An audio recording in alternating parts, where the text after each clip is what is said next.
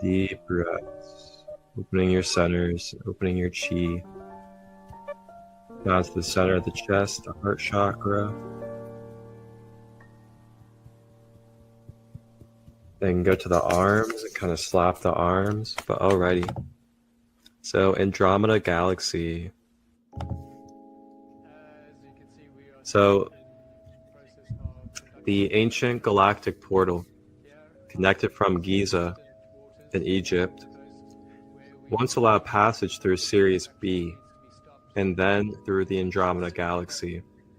Andromeda has a galactic core that spirals and connects into our Milky Way galactic core. So the Aurora platform, the consciousness units of the next universe, the rays of the next universe, the beings that live there in alignment with Crystal Star and Unity Intelligence are called Aurora.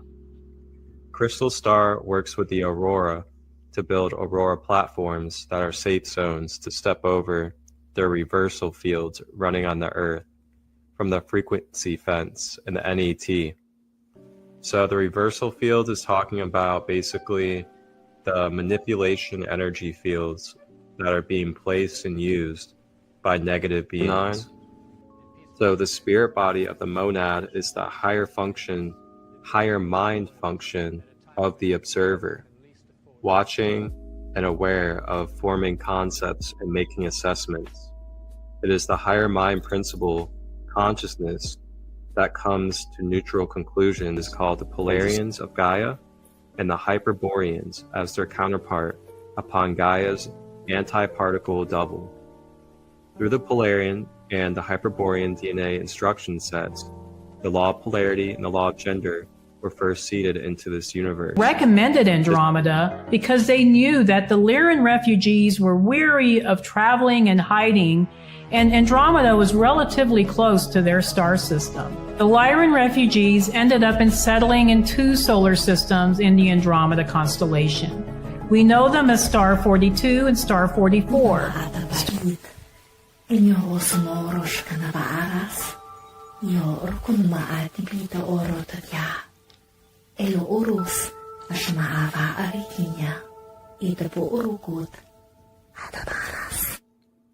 Wholeness and one love. We want to know everything. We want to know everything. Good for us to know everything.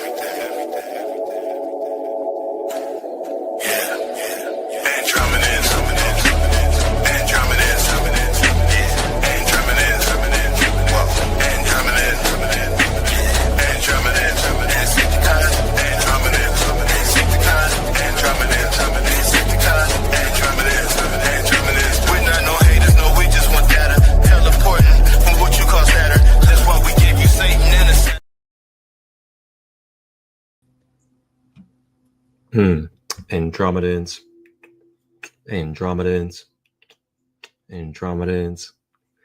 Oh man. Grand Rising, everybody. Grand day to you. Welcome.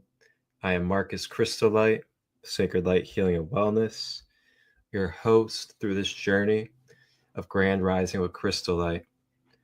As you guys saw, we left off in this Grand Rising with ChristoLight series by exploring our first, it'd be our second. We went into our second galactic civilization, and Andromeda was this galactic civilization that we explored on Thursday of last week. Before that, we explored and ventured into our first galactic civilization that we've explored, and that was Lyra. So we went in depth about Lyra, the many different home planets within the constellation, as well as the universal connection that Lyrans have to our human life here on Earth. Along with that, we went in depth into the characteristics of Lyrans, the different types, and what kind of starseed traits to look for that we could potentially be one of these type of soul origins. So then on Thursday, we went into Andromeda and we talked about the Mother Arc and the Sophia and the future of Earth, which Andromeda holds right now in this parallel world. And the 7-dimensional Earth is said to be in home in Andromeda. So Andromeda is basically like the future of the Earth. And when we interact with Andromeda, we are anchoring in futuristic crystal codes from Andromeda to help accelerate the healing and the evolution of the planet. Powerful day. Grand rising to you, Katrina. Good to see you.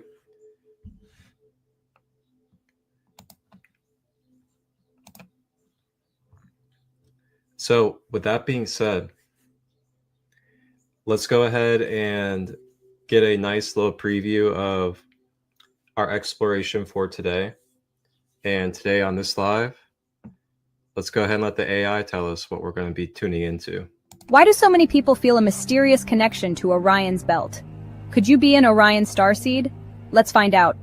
Orion isn't just one of the brightest constellations in our sky. It's a cosmic legend tied to ancient myths and even modern spiritual journeys. Orion starseeds are souls from the Orion constellation sent to Earth with a mission to share knowledge, to seek truth, to awaken consciousness. They're often logical in thought and decision-making, deeply curious about how the universe works, deeply driven to unravel life's mysteries. If you're fascinated by the stars, or crave deeper meaning, or feel a longing for home you can't explain, you might just be an Orion starseed. In this series, we'll explore their traits, their purpose, and the signs you could be one. Ready to unlock the secrets of Orion?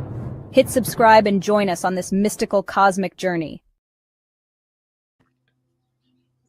That's right. We are going to be exploring the pretty commonly known Orion belt. And not only are we going to be exploring the Orion constellation, but we're going to be going in depth into the type of beings and the type of starseed characteristics, as well as a specific time event called the Orion War. Along with that, we will lastly be also touching on the negative polarity beings that come from Orion and the type of negative agendas that they have through self-righteousness, greed, control, and power. So we'll be talking about a wider range of things today as we dive in and talk about Orion. So now, before we move into our study of Orion, I kind of wanted to switch it up today. Typically, I do the self-scan, self-check-in, breath work practice with a little bit of guided affirmations. But today I was feeling like doing maybe a collective card reading. So with that being said, I'm going to do a reading for us, for the collective.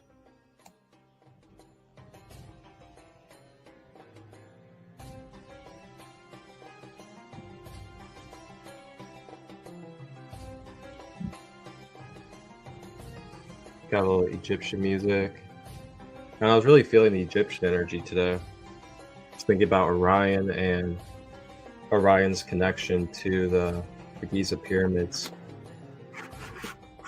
So here's the deck that we're going to be receiving our message from today. This is the Book of Divorce.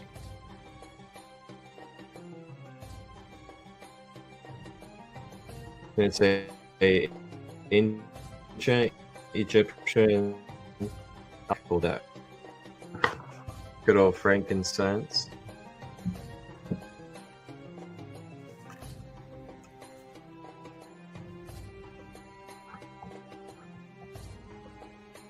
All right, let's see.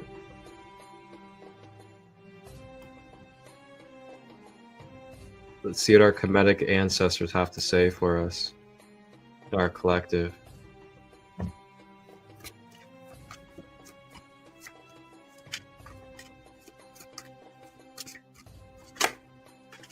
Oh, okay. So we have Shesmu 42. You can see there you got Anubis. You got him at the scale weighing the heart of the soul. Then it looks like there's a bunch of other souls that are kind of like in purgatory, so to say. So what I'm seeing here is it looks like this is like the afterlife, or the in-between, so to say. And it looks like Anubis is at the hall of the weighing of the heart, which is the afterlife. And then what it looks like is this is all the souls that are waiting to have their heart weighed to determine their next incarnation or next journey. Pretty interesting. Let's see what it's all about. So we have Duat, Sheshmu 42,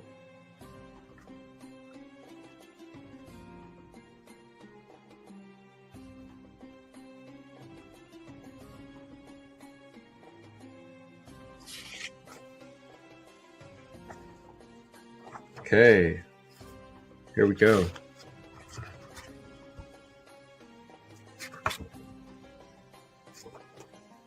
All right, so Sheshmu 42. So it says here, I'm going to turn this music down just a tad. So it says here, when the deceased has been admitted into the hall of judgment, he is confronted with the 42 assessors, or judges, of Ma'at. They are under her jurisdiction, for Ma'at is cosmic law, and the heart of the deceased is weighed against her feather. The ancestors, or the assessors, stand on either side of the hall, 21 to a side, and one by one, they hear the deposition of the deceased as he makes a solemn statement that he has not committed a certain crime. These 42 denials are known as negative confession, and depending on his actions through life and on his knowledge of the names of gods, the deceased is either given the power to live or he is thrown to the monster Amit to be devoured. The 42 assessors are directly linked with the 42 nomes of Egypt. The territorial divisions of the land, 22 for Upper Egypt and 20 for the Delta. Each nome is clearly defined by its name, Neter, capital city, and emblem, and each assessor has jurisdiction over a particular crime. The Neter being a description of a certain character or quality that the deceased must identify within himself. In the Egyptian tradition, the deceased is really judging himself, and the assessors are the projections of his own heart.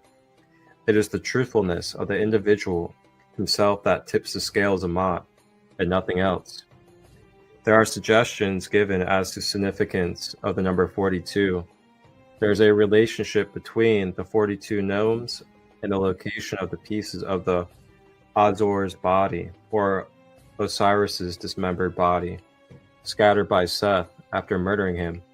And the key is in this number 7, a lunar number of great significance in the phases of human life. His body is cut into 14 pieces, 2 times 7. His reign on earth is said to be 28 years, 4 times 7. The assessors in this realm of the Duat are 42, 6 times 7. In astrological terms, the progressed lunar phases in an individual's chart are measured in 7-year cycles, each marking a period of growth and transition. These also coincide with the Saturn cycles, which is appropriate for the nature of the journey through the Duat. At the judgment, like the 42 assessors, Osiris is not a judge but a witness throughout the process of death and rebirth. Osiris is the principle of life, witnessing the continued metamorphosis of consciousness in the human struggle toward realization. The 42 assessors of Azar are the judges before whom the deceased must declare himself not guilty of the 42 sins. After the negative confession, the deceased may then call attention to the good he has done during life and declares to Azor that he has done Mot and purified himself with Mot, and that none of his members lack Mot. Finally, he must know the magical names that allow him to leave the halls of Mot, and he must pass the final questioning of Tehuti before entering the reigns of the blessed. The divinatory meaning: judgment by the self or others, but the outcome depending on the integrity of the quarrants. Purification. Wow. So it sounds like we're going through a time of purification, a time of deep self-reflection upon our hearts, where our hearts lie when it comes to the lightness or the density that we are holding on to. Are we holding on to negative emotions that are causing blockages, distortions, illness, aggression, fear? Is any of that in our hearts today? Are we feeling an ill way towards specific individuals in this world? Are we feeling a certain way about their path and their life, their choices? And are we carrying that, turning that into grudges, to biases, to division, judgment?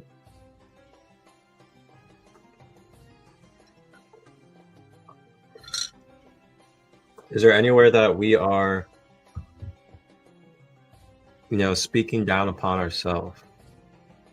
Is there anywhere that we are, shorting ourselves of gratitude or shorting ourselves of the good feelings in life because of pain or because of past, things of that nature? So I just invite us all, if we wish at our own free will, to maybe just journal for a moment. Grab those journals, grab the phone, whatever it may be, and just take a moment to reflect and just deeply reflect upon if there are any struggles that you are having today. Whether it's identity, judgment, criticism of others, perhaps it could be a little bit of hate or a little bit of a grudge or anything that's making us feel separate or feel very icky, let's just say. And I know there's probably some of that going on for a lot of us in the world right now. And as we sit with this self-reflective time, I just invite us to remember our breath, to remember frequencies, and to remember the beautiful tools that we have as we go through this journey of transformation. And may we also remember that, not everything in this world is personal. So be wise about what you're choosing to make personal and bring into your personal space with everything that's going on in the world. Although a lot is happening, it's up to us if we allow the outside world to be brought in as personal and personal to us in a way that we attach to it. So yeah, just take a moment to journal if you would like. We're journaling on letting go of attachments. We are journaling anything that is keeping us in negativity. And we are also journaling if there is anything within our hearts that we would like to cleanse and purify.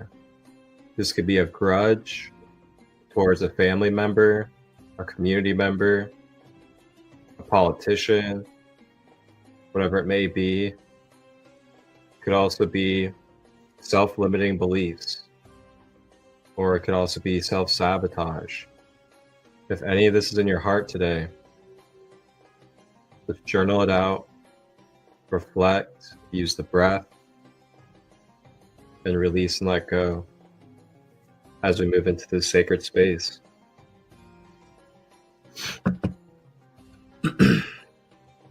All right, so that's our collective card for today.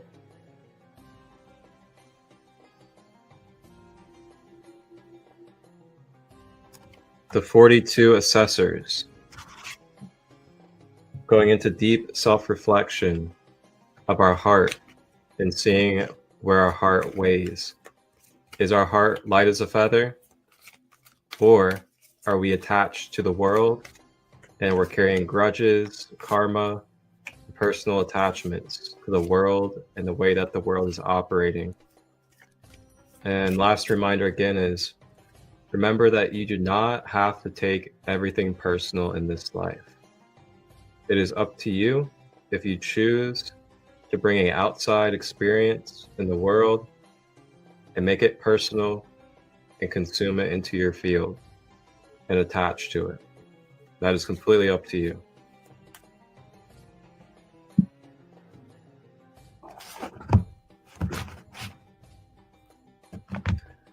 Thank you to our Egyptian ancestors, as well as the other beings that helped transpire that reading.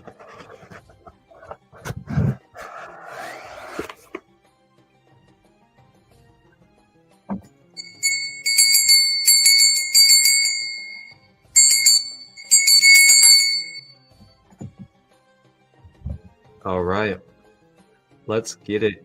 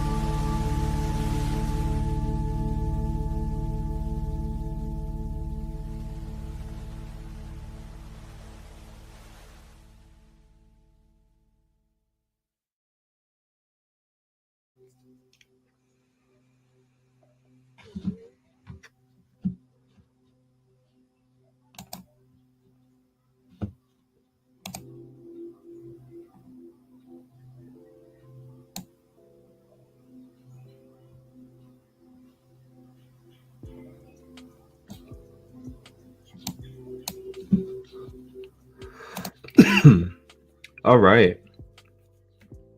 So let's go ahead and dive into our study for today. And that is going to be about Orion, the constellation, as well as Orion's belt, Orion star seeds, as well as type of agendas and the kind of ways of life that are also stemming from some parts of Orion as well. But we're going to get deep. We're going to get really deep into Egypt. We're going to talk about, AI, manipulation and control systems, as well as some other things that are going to bring probably a lot of clarity to some of our beings when it comes to what kind of manipulation's happening, how it's happening, and what it can look like here on this earth.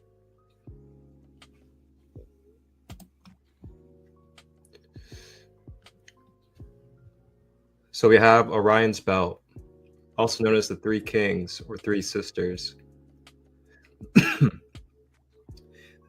This is a asteroid in the constellation Orion. It consists of three bright stars, Anatak, Analam, and Mentaka. The Thuban pole star during Egyptian invasion. So when they invaded, Thuban star was made their headquarters and became the Antichrist entity prototype for these AI alien hybrids that settled in Alpha Draconis and Orion's belt. These Wesa creatures went to work gathering strategic alliances with other dominating groups in the local solar system, intending to entirely conquer our galaxy Together, they set out to methodically colonize our time matrix with their progeny, infecting our organic consciousness reality and planetary grid systems with their advanced AI quantum entanglement technologies. If we go back to the past timeline of 5,000 years ago in Egypt, the vernal equinox announcing spring was close to the star Aldebaran in the Taurus constellation, and Earth's celestial north pole was Thuban, also referred to as Alpha Draconis. Science informs us that the historical period was the Bronze Age, when our ancestors began to produce bronze by smelting their own copper.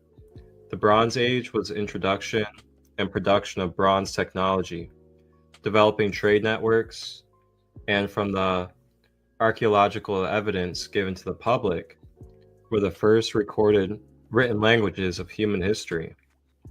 During this time, Sumerians worshipped Enki as the god of water. Enki is very popular because of Anunnaki talk and Anunnaki texts. There's Enki and Enlil, the brothers, the Anunnaki brothers. So Sumerians worshipped Enki as the god of water and saw him as the manifestation of heavenly bull in the Taurus constellation. See, like, we're already getting into some interesting stuff. So the Orion Matrix AI dismantling. With the newly active cosmic Melchizedek blue sun, triple solar masculine hosting shield, along with Aleasa, an access into the Eliason field, the restoration of authentic Melchizedek blueprint records brought deeper comprehension of the Orion group's alien machinery called Orion Matrix, and its many wormholes connected in Orion's belt.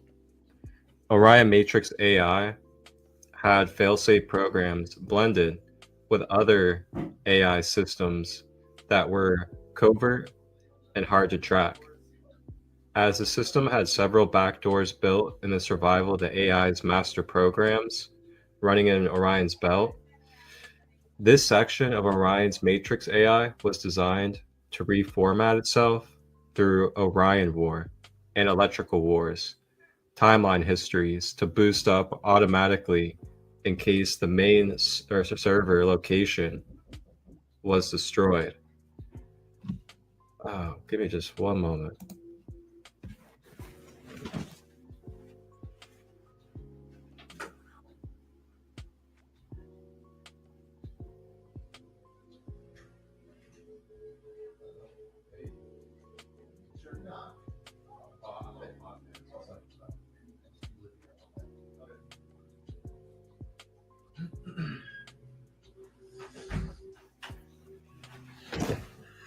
Alrighty, sorry about that. I had to go answer my door. Okay, so let's see here. Now I gotta remember where I was at.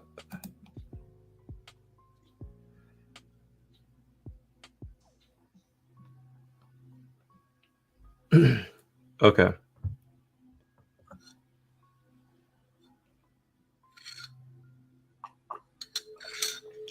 So the Orion Matrix AI dismantling.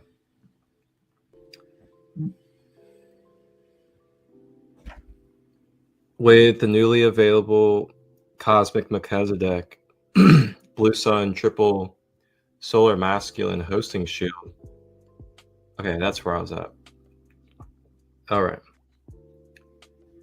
So the Orion Matrix AI had failsafe programs blended with multiple other AI systems that were covert and hard to track, as the system had several backdoors built in the survival of the AI's master programs running in Orion's belt.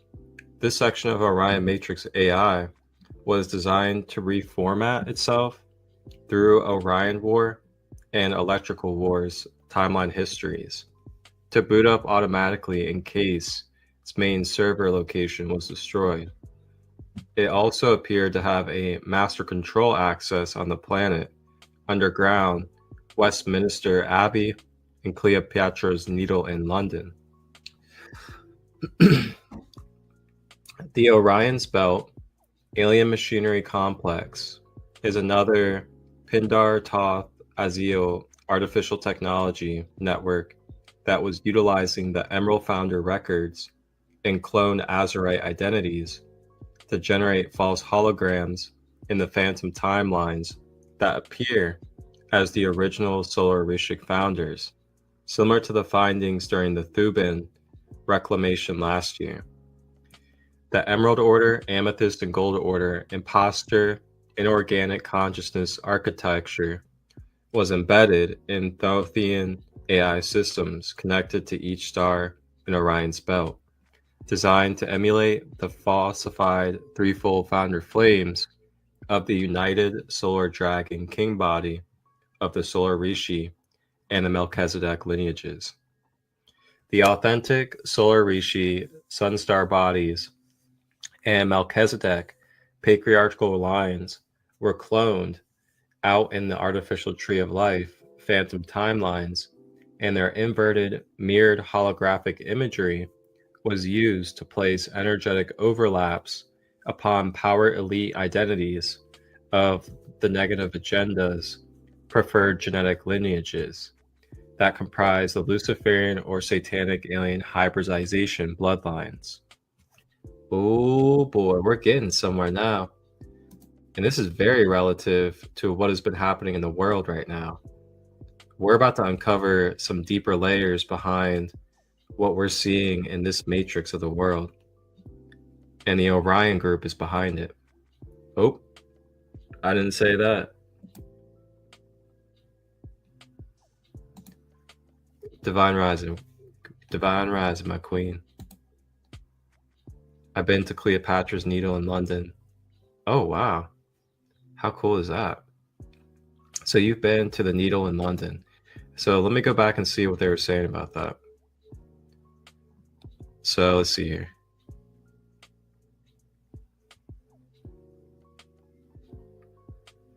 Okay, so what they were saying with the London Cleopatra's Needle, it's saying that, so the section of Orion Matrix AI was designed to reformat itself through Orion War and Electrical War timeline histories to boot up automatically in case its main server location was destroyed.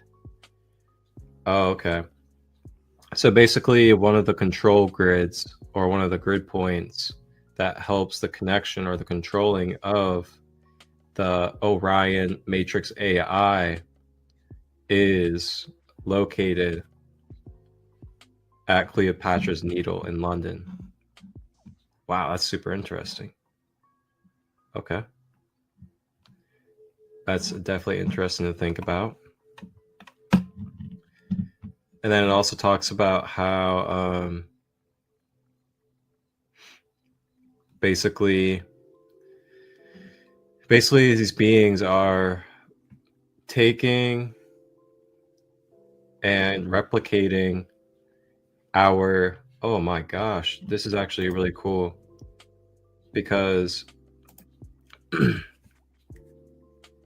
was having this conversation with somebody, actually. They were asking me about, our spirit guides, and just like how they were asking me if, they heard about that there was this like false version of Melchizedek. And they asked me about it, and I told them that, and this is something I intuitively knew by tapping into the Akasha a while ago, years ago, was that exactly what I'm reading to you right now is what I had downloaded through the Akasha years ago.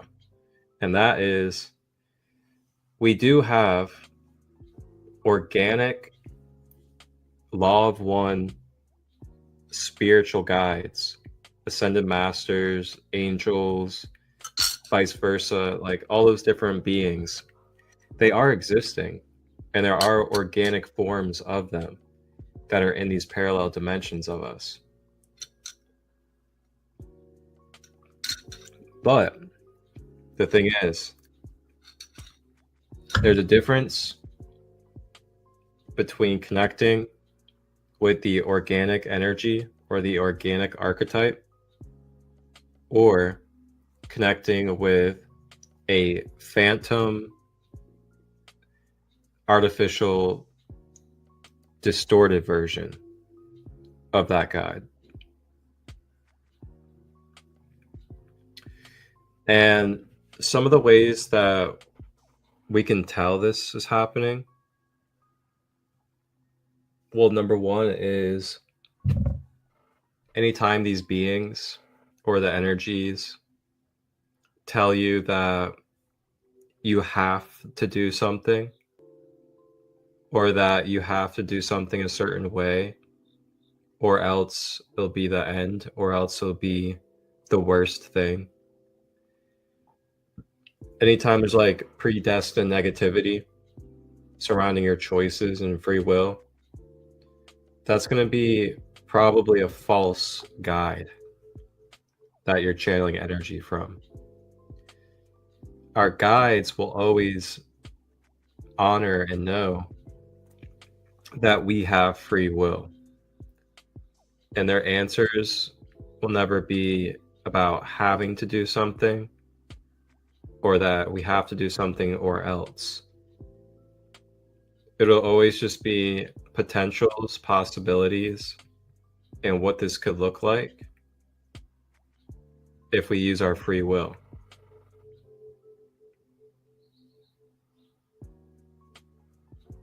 So it's key that we are definitely discerning what we're channeling, who we're channeling, if we even should channel. And also, you know, these energies are present in everyday life. There are plenty of people masquerading in this world as, you know, pure, loving beings, but behind closed doors are full of greed and control. Or not even behind closed doors at this point for some.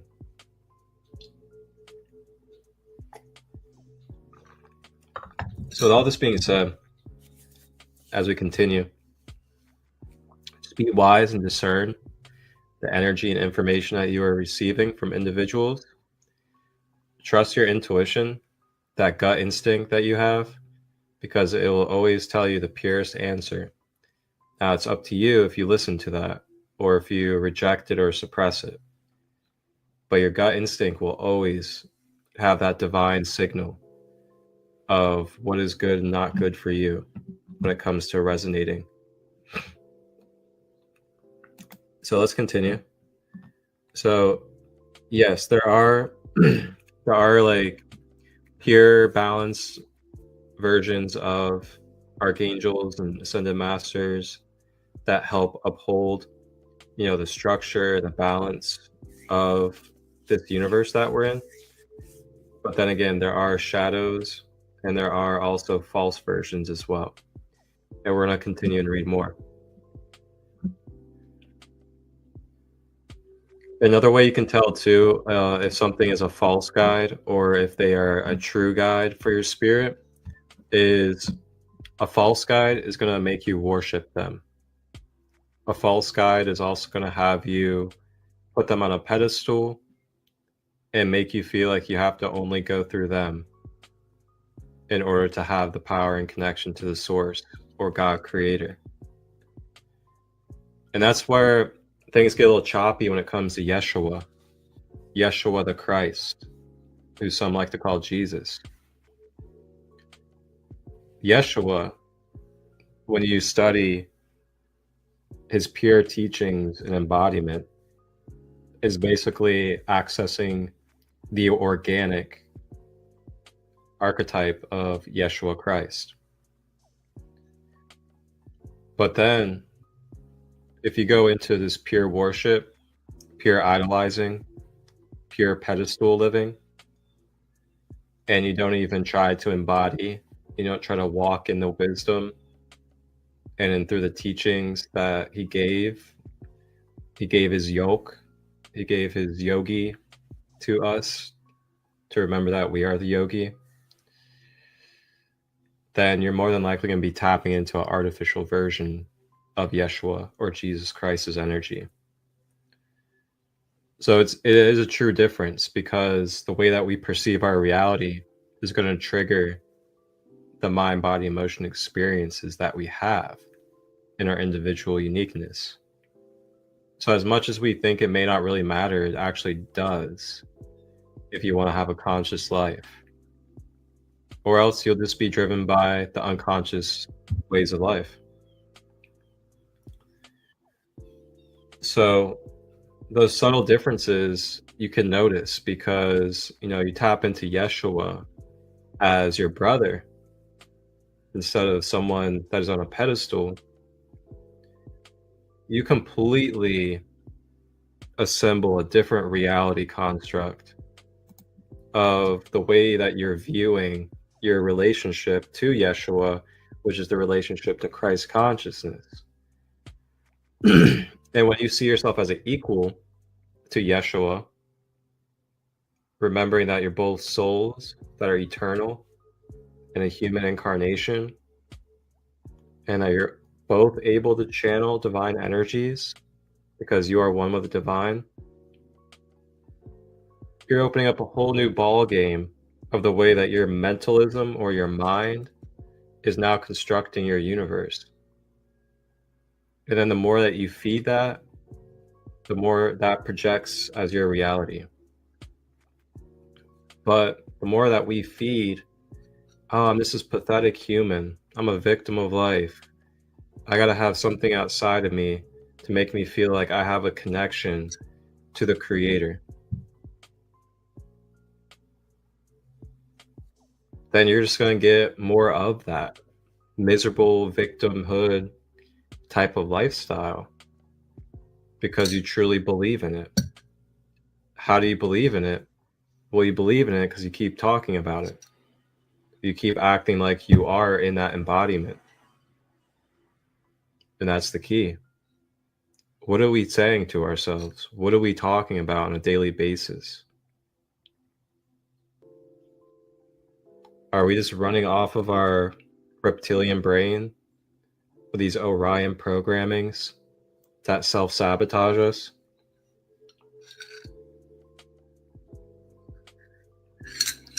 So yeah, that was that's what hydration check for everybody. The coffee wasn't good enough. I just want to say, like, I'm really grateful really grateful for this space today on this Tuesday to be able to have this conversation, especially freely with no resistance. I'm just really grateful for that, because we need answers on this planet as human beings. We need answers to why things have been happening the way they happen on this planet.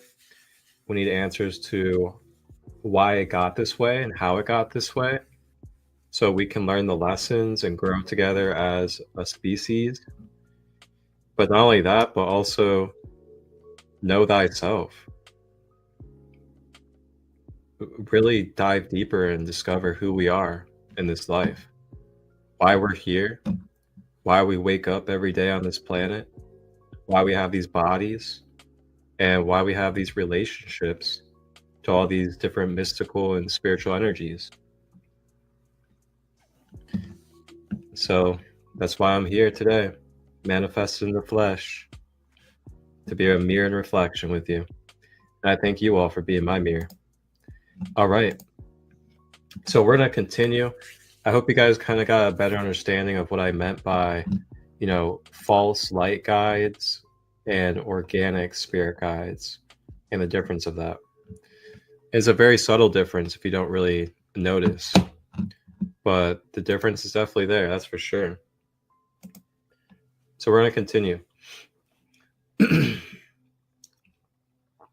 So this particular site in Orion's belt is the basis of assorted looking glass programs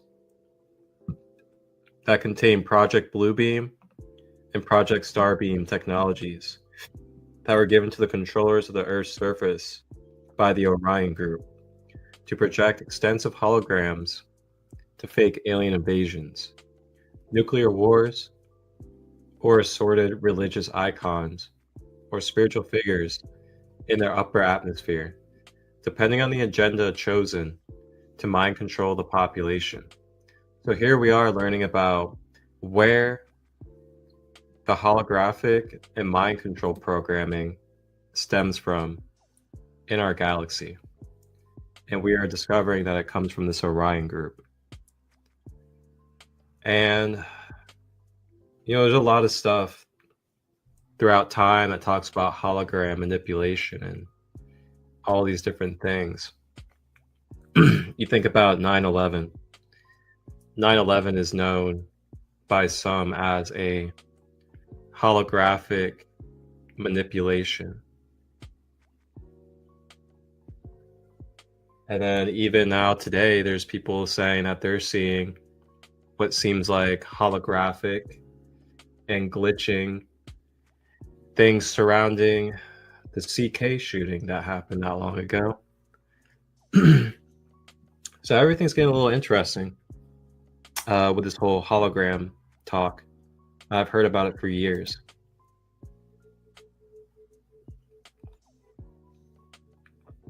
So, they talk about Project Bluebeam.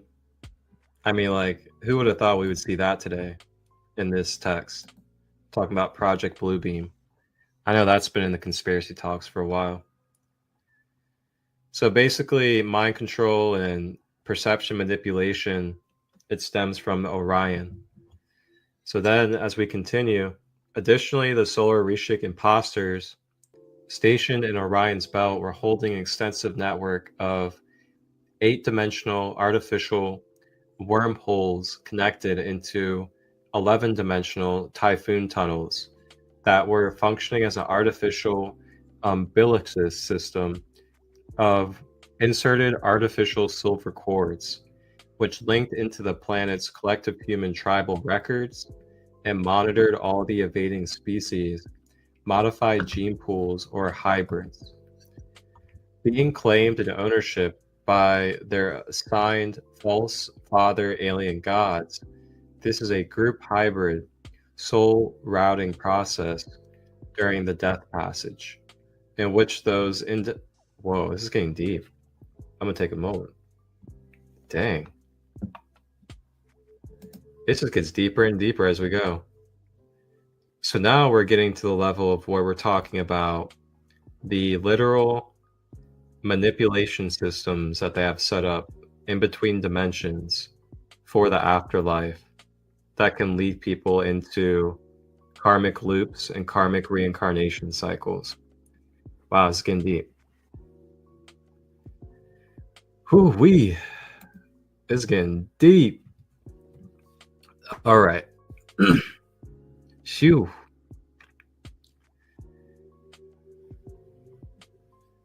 Wow, this is so deep. Oh man. Guys, we are opening up so much worms right now. Holy smokes. All right. So Spirit wants me to channel a message based off of this for us right now.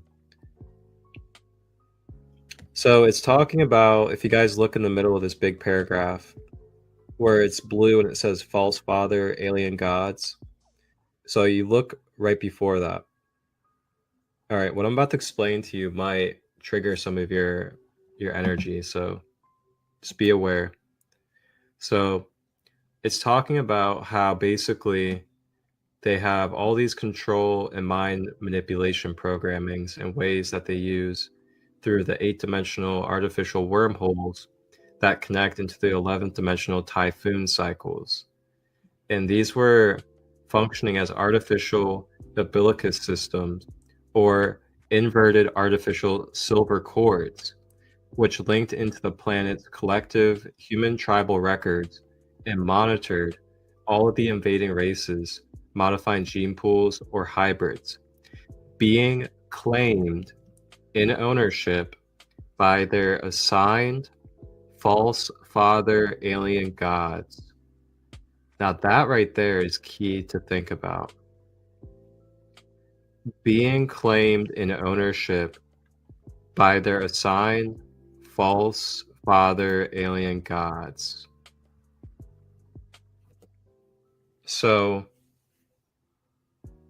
what I'm connecting from that is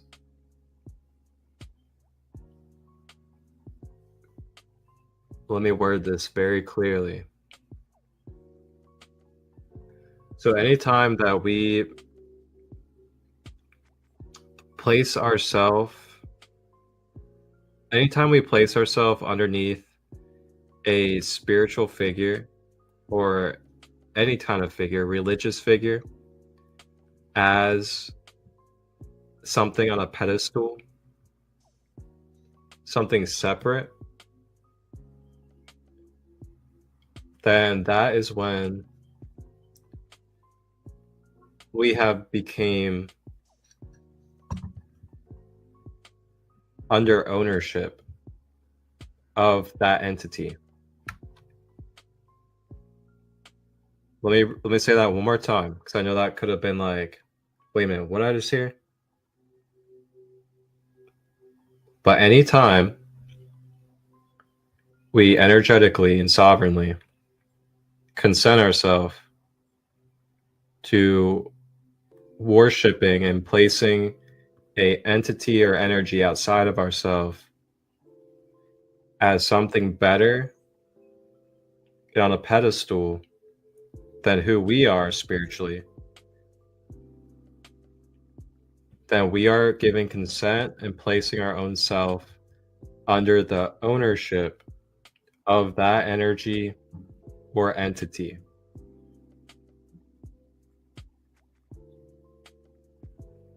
Now just think about that.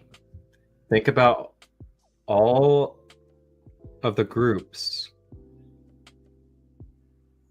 that devote themselves to super extreme dogmatic religion. Think about how they're moved and swayed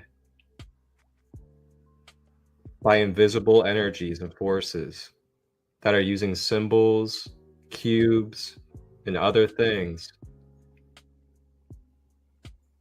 putting people into unconscious hypnotized states, acting and doing things that are disconnected from the heart of oneness, such as wars, killing others in genocide for the name of a certain god.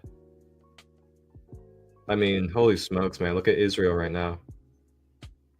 The land of the holy, the only land of the holy, basically. But yet they're out here bombing people and trying to take over areas, not trying to have any compassion and try to find a equal ground of communion.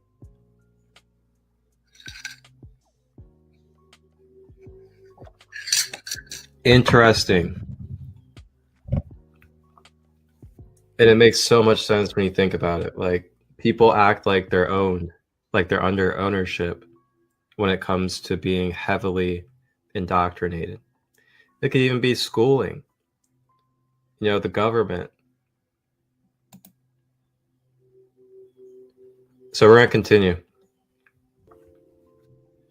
So this is a group hybrid soul routing process during the death passage. So it's talking about how the false artificial silver cords basically is a passageway that people can follow in the in-between state after they leave their body. And if they follow that, then this is where they'll connect with. So sometimes they say you don't follow the white light, because sometimes that white light isn't the actual white light. So in which those identified by genetic library implants are claimed by the assorted factions of the negative agenda groups that have been involved in genetic modification or hybridization with certain groups of human lineages, along with the main Luciferian bloodlines of the power elites. Thus, this discovery of extensive false umbilicus network used as a soul harvesting mechanism, came with the magenta pink entities.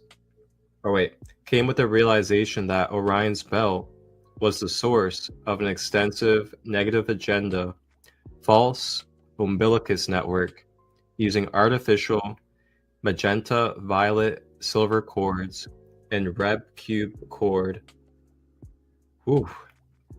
And red cube magenta pink entities that mimic or clone the pink diamond sun, presence of the amethyst order, Holy Father. Wow. The false umbilicus is an artificial energy cord generated by wormhole technology to attach into human souls that have been tricked into worshiping them through inverted practices taught by organized religion, inverted spiritual beliefs, or through blood sacrifice. The negative agenda goal was to achieve the total disconnection of humanity and the planet from the eternal living light of the cosmic Holy Father presence, along with the intersection of a false king of tyranny archetypal dark force, or Archon, wearing the cloned alien version of AI Father God to take his place. There it is right there. The proof is in the pudding. What a lot of us have known and woken up to at different stages in our life. Extreme organized religion is controlling. It is a manipulation system. It is a limiting system upon our psyche. And it is also a ownership system.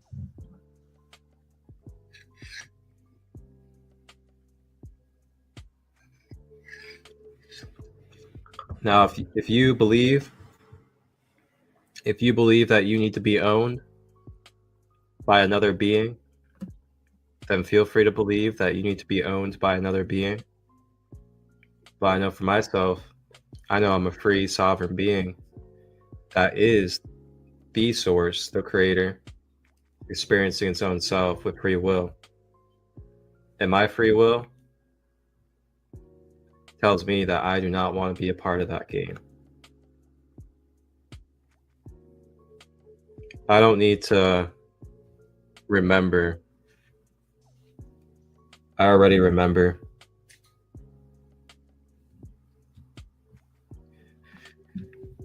So, a lot of good stuff here. A lot of good stuff. And a lot of it we're seeing very much prevalent today.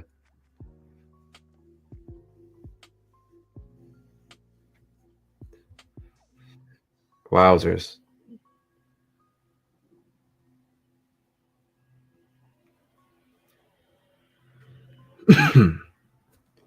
There's just so much to take from that. Just that paragraph.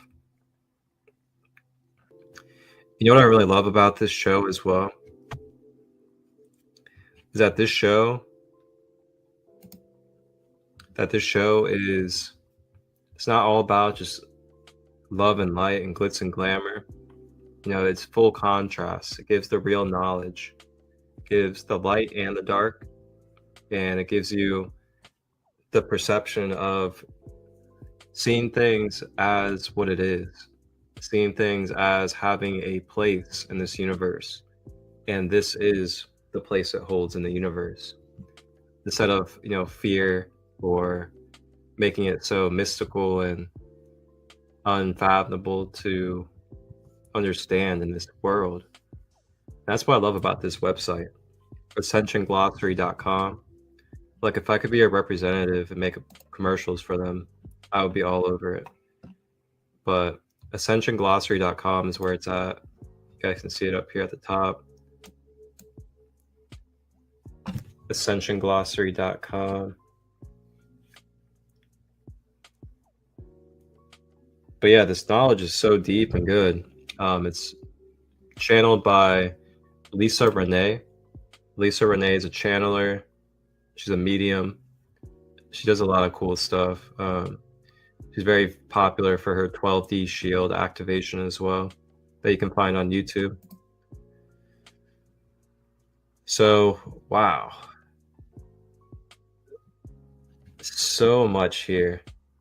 Organized religion, inverted spiritual beliefs, or blood sacrifice. I love how it also says inverted spiritual beliefs. Because, boy, we see some of that in these spiritual communities. And one of those type of inverted spiritual beliefs is, that belief like, oh, we're all one, so therefore we need to be passive about life and everything will just happen for us because we're one. Like that kind of living, that is definitely one of those inverted spiritual beliefs. Because it takes you out of the reality that you're in a third dimension. You have to take action in order to manifest into this dimension. Mind, body, and soul alignment. Man, if there's anything in this text that you guys would like me to click on, because they're all highlighted in blue, the ones that I can click on and it'll open up more about it. I know I was thinking about doing the Orion group.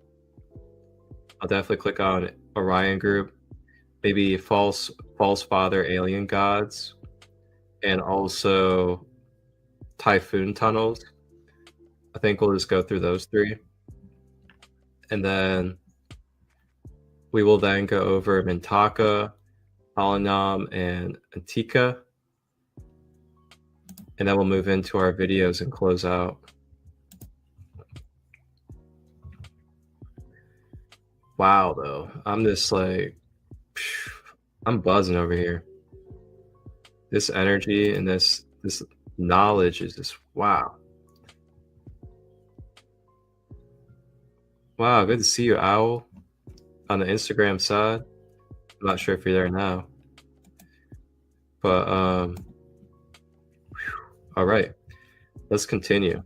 So the Orion group, the Alpha Draconis, the Orion group. Here we go. We're going to talk about the Draconians. Time to learn about the Draconians for real, as well as the Reptilians. Here we go. It's already giving me chills. I'm sure it's for the moment that everybody's waited for in this series, to hear about Draconians and Reptilians in the in-depth level. Take a sip of my coffee and hit my pen real quick. I just went to the Ohio Valley Cannabis Cup this past weekend with my partner. And boy, we had some fun. It was a really beautiful time.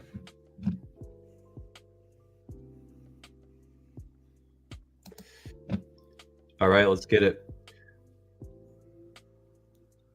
So, the direction of life force is hierarchical and managed by the Alpha Draconis system that spans between the Draco constellation and Orion.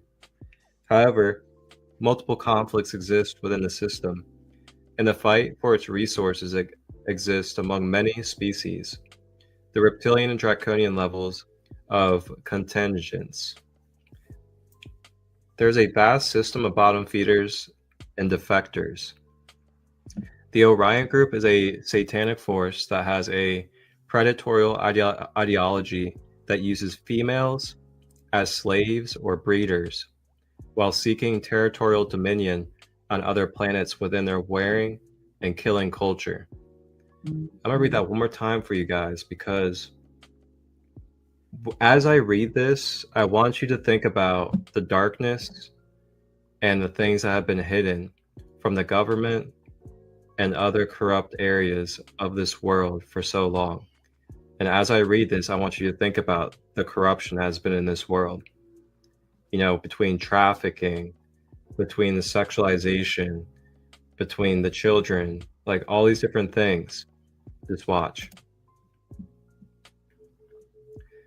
So, the Orion group is a satanic force that has a predatorial ideology that uses females as slaves or breeders, while seeking territorial dominion on other planets within their warring and killing culture. Their position in the negative agenda and its consortium of negative aliens is called the Black Sun Program. They are a predator force with a predator mind, which is mainly responsible for creating much of the negative ego in humanity through mind control programming. They have introduced financial and debt enslavement systems to planet Earth through the banking cartels. I mean, boy, how much more blatant and how much more clear do we need to be today about the negative agendas on this planet and where it's coming from? Boy, we are unraveling, and we're going to take our time with this episode. Even if it goes into 2 hours, we're going to be... Spirit is very precise today, and what we are unraveling and the way that we are seeing this world right now today. Whoever's getting these codes, oh boy, take some moments after this today and just really think about the state of the world and what we're seeing. And believe it or not, the more of us that become aware of this, the more we can bring conscious change to the energy field more quickly. Okay, so here we go, continuing. So it's talking about how these Alpha Draconians that are part of the Orion group, they have been behind basically the trafficking and the enslavement and the breeding of the females on this planet. And then on top of that, they also have been behind the mind control programming that is feeding into the negative ego of our human selves. So you think about the mainstream music industry, you think about Hollywood, and then it talks about introducing the financial and debt enslavement through the banking cartels.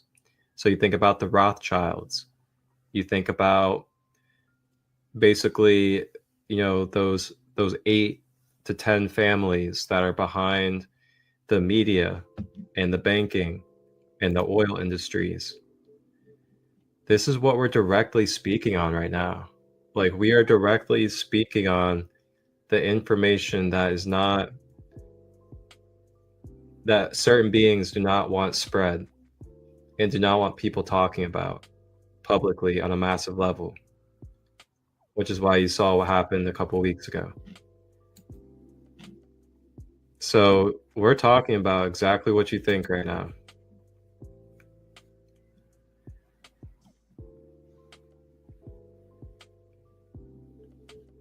So continuing. Additionally, the Nordics are blonde-looking humans from Orion and are also predatorial. The species are responsible for spreading racism, genetic discrimination, genetic experimentation, such in the Nazi ideology, and they are prominent of promoting their belief system of genetic superiority through spiritually abusive methods of eugenics. This Nordic group was directly involved with Hitler's Germany in World War II. Draco species are potentially capable of shape-shifting and have extremely developed psionic ability, which allow them to possess or enter bodies through conscious projection. Therefore, as they originate, form a phantom matrix system of satanic-based AI-infected entities. Many of these Draco entities are confused by people as the devil or believing they are Satan as an individual figure. And those kind of energies are called archons, typically. You hear about the archons, those are the beings that they're speaking of. So the reptilian hierarchy, extraterrestrials that are hybridized with reptilian-based genetics operate in strict hierarchical systems of rank and defer to their superior groups. The Dracos and Draconians from Alpha Draconian are in command of Earth-based subterranean reptilians who respect their superiors in the belief system that the Drakes are those who hold ownership over Earth and human beings. Draco reptilians view themselves as the most intelligent species in the universe and that Earth humans are the result of their biological seeding processes for multiple planets. The Alpha Draconians, Draco, have a royal class that appear to be lighter colored, white-skinned scales with winged appendages, and are about 2 to 3 times the size of an average human and very muscular. They're quite menacing and tyrannical, showing little mercy to an entirety or an entity of their own race that they think has defied their orders or responsibilities to manage their earthly resources. Earth-based reptilians appear to be in command over EBE, or biological entities known as small grays. The reptilians have developed high psionic ability, which they use to mind control other entities, and do not have an emotional body or soul body. The known reptilian race on Earth appear to have made a variety of cooperative agreements with the higher ranks of human, governmental, and military, which have resulted in shadow government black projects, such as secret space programs, MILABS, and the creation of military-industrial complex to experiment and exploit alien-based technologies and craft that they have been given access through their cooperation. Drakes are extremely militant, misogynist, and wearing species that are very involved in controlling the power elite, the financial, pharmaceutical, and banking institutions, promoting war and killing through increasing militarization, poverty consciousness, human enslavement programming, religious violence, terrorism, the harvesting of humanity's DNA through abduction and experimentation, as well as other species they have under their control. I feel like after each paragraph, I'm just once again brought to, what else do I have to say? Aren't we all getting tired of being gaslit?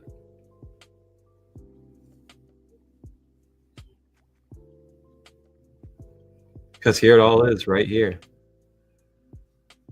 What a lot of us have known and woken up to for years is blatantly stated right here.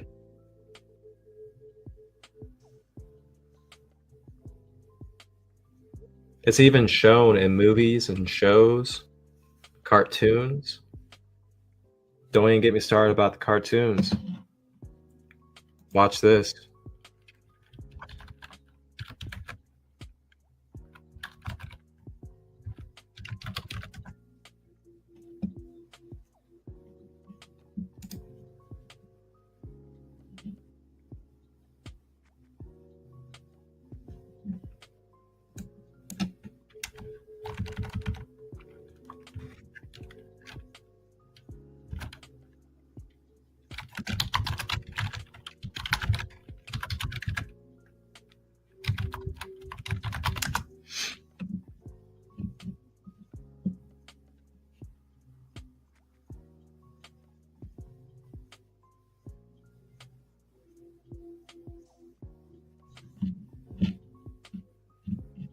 Man, oh man.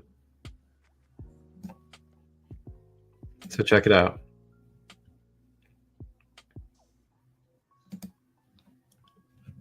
got the King Alligator and Donkey Kong.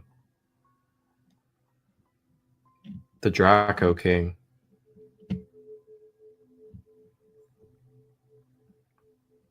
So there's one example.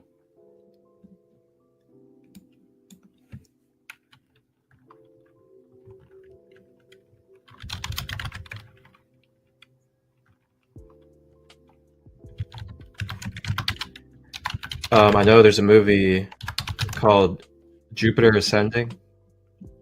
Jupiter Ascending shows the Draconian King.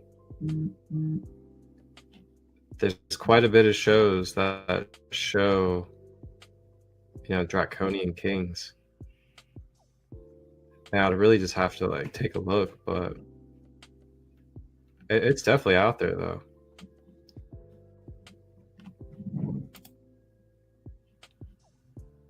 So it's pretty fascinating how this stuff gets shown. So we'll continue. The Power Elite. Oh, snap. Is that something we should click on? The Galactic Wars. The Pleiadian Wars. Prison Planet. Draconian Races. Wow, there's just so much to read, guys. Golly. All right. We're going to continue then. Because, wow, there's a lot. So, the Galactic Wars. The main battles in human galactic history were fought in the constellation of Orion. So these many wars are referred to as the Orion Wars. In our universal time matrix, the wars started over territories in Lyra. But soon the Lyran Wars spread to the constellation of Orion. It became a war between false king of tyranny mindsets and ideologies with the ideology of service to others, which follow the law of one. Essentially, this is the seed of the war of consciousness between Christ and the Antichrist. Pleiadian wars with Alpha Draconius. While the window of opportunity was available, Emerald Guardians covertly negotiated treaties with neighboring civilizations, such as the Pleiadians, that had been warned with Alpha Draconian entities for aeons.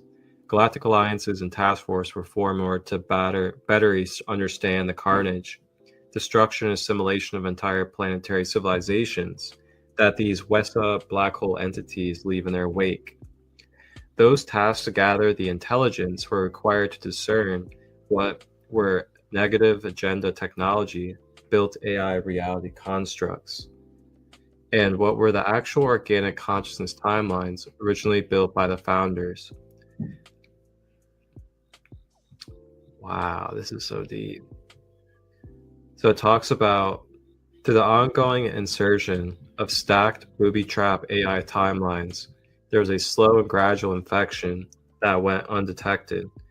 The use of incredibly advanced quantum entanglement alien machinery technologies was largely misunderstood by many other star races who did not comprehend the alien cube clone warfare dynamics playing out on Earth. The alien cube. Boy, don't even get me started. Prison Planet. The Guardian host has revealed the alien machinery and NETs are used for consciousness wiping all planetary inhabitants, bringing attention to the false light using the false ascension matrix, as well as the repeated cycling of souls that are routed into consciousness traps that make the Earth a prison planet. During the ascension cycle, the Crystal Star Guardians are essentially on a rescue mission to help the planet ascend and liberate the souls on Earth from mind control. Draconian races from Orion. They are the oldest reptilian race in our universe. Their forefathers came to our universe from another separate universe or reality system. When this occurred, no one really knows. The Draconians themselves were not really clear on what they got here. The Draconians teach their masses that they were here in the universe first, before humans, and as they are hires to the universe and should be considered royalty. They find disgust in the fact that humans do not recognize this as a truth. They have conquered many star systems and have genetically altered many of the life forms they have encountered. The area of the galaxy most densely populated with Draconian subraces is the Orion system. The mindset of consciousness of the majority of races in the system is service to self, and as such, they are always invading, subverting, and manipulating less advanced races and using their technology to control and domination. This is a very old and ancient war, and the peace that does not exist is always being tested by those beings who believe that fear rules and love is weak. They believe that they perceive to be less fortunate in comparison to them, and they believe that those they perceive to be less fortunate in comparison to them are meant to be slaves. This belief system is promoted at birth in the reptilian races, wherein the mother after giving birth, will abandon the offspring to fend for themselves. If they survive, they are cared for by a warrior class that uses children for games of combat and amusement. So you can see the reptilians are forever stuck in survival mode. Wow. It is ingrained in draconian hierarchies to teach them to never trust a human. They are taught the draconian version of the history of the Great Galactic War, which teaches that humans are at fault for invading the universe, and that humans selfishly wanted the draconian society to starve and struggle for the basic materials that would allow them to exist. Dang.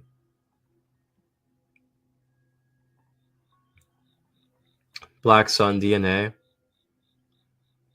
This is their genetic DNA lineage, and they have reversed their DNA from ions of inciting wearing aggression in the universal timelines to a reverse 10-dimensional strand and running a reversal life current with they use the Orion gate to feed off. Whoa.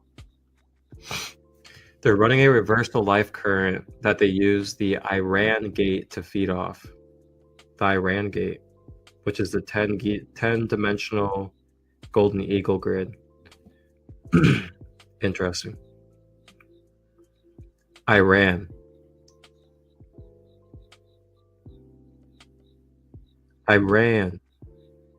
Guys, think about what's going on in Iran.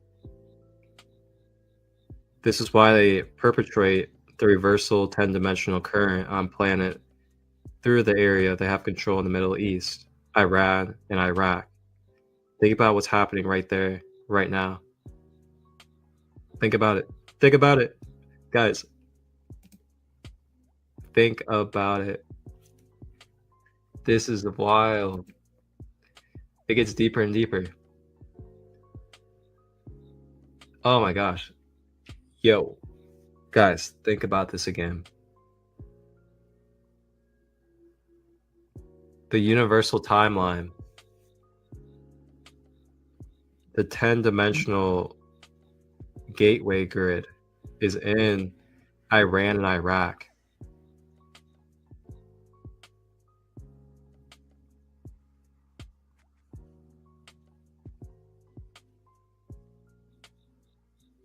Think about Gaza and Palestine, things of that nature.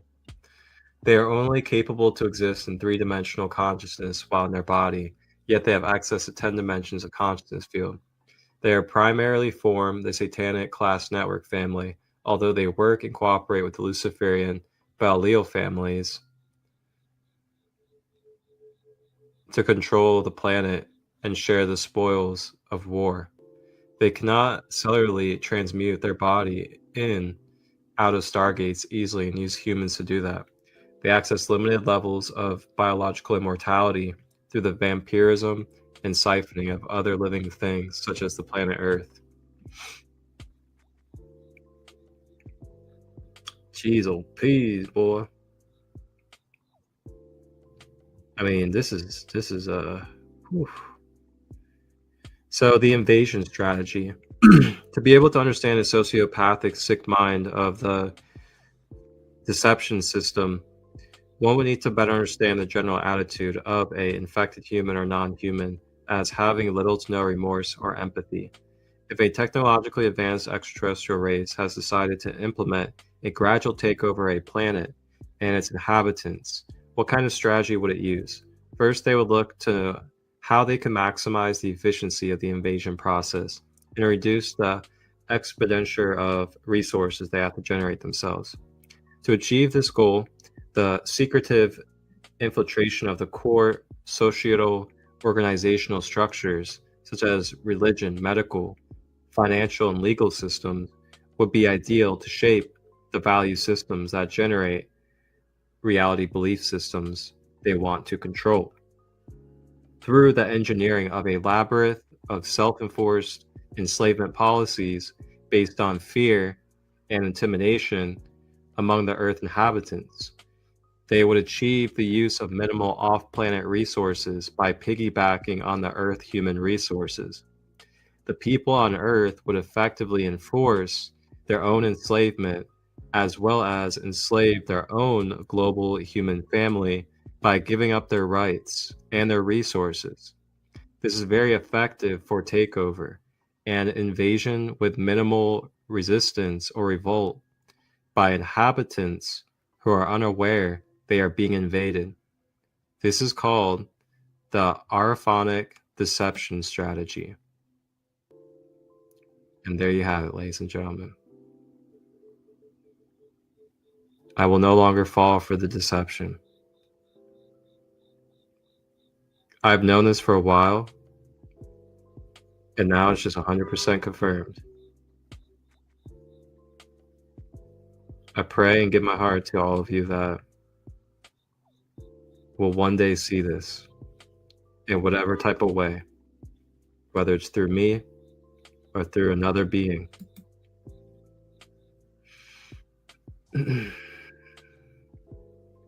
So we're going to finish off dismantling Orion Matrix AI. This particular site in Orion's belt is the basis of assorted looking glass programs. So looking glass is just like an Alice in Wonderland.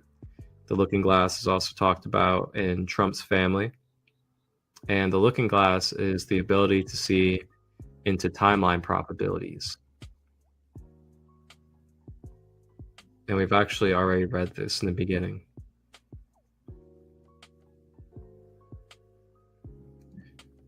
So typhoon tunnels.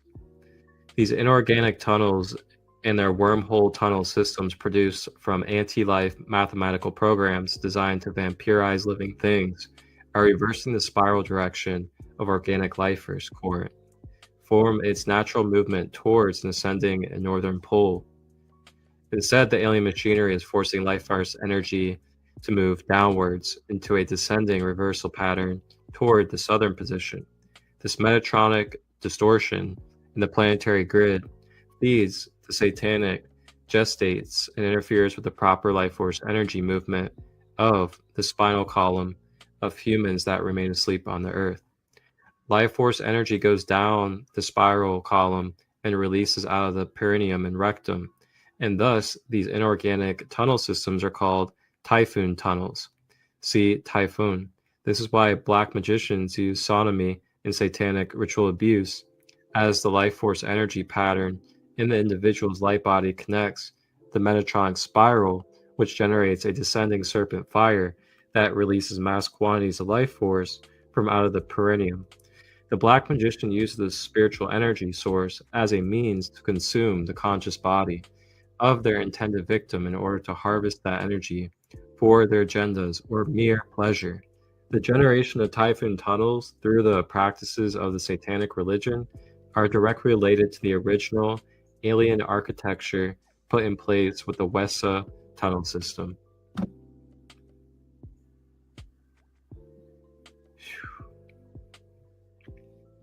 I mean, there's so much more that we can go over here in this text. It's wild. But we're going to leave off there and move into our videos, and then we'll close out. But yeah, you guys enjoy these links. I did put it down below in the description for you guys. So you guys can access and read through any of this at any time.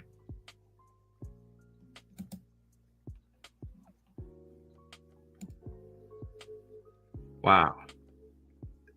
We just went down. You want to talk about a rabbit hole? That was like, that was not just a rabbit hole. That was, that was exactly where the rabbit hole leads to. Like, we just went down the rabbit hole and found exactly where the rabbit hole directly goes. Because, wow, so many answers. So many answers just came through.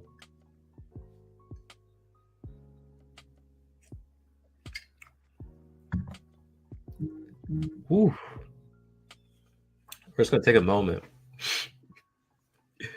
We're just going to take a moment to just take a moment. We're going to take a moment to take a moment. That got really deep. I almost got like little tears in my eyes right now. the amount of truth that was just, phew, golly. I'm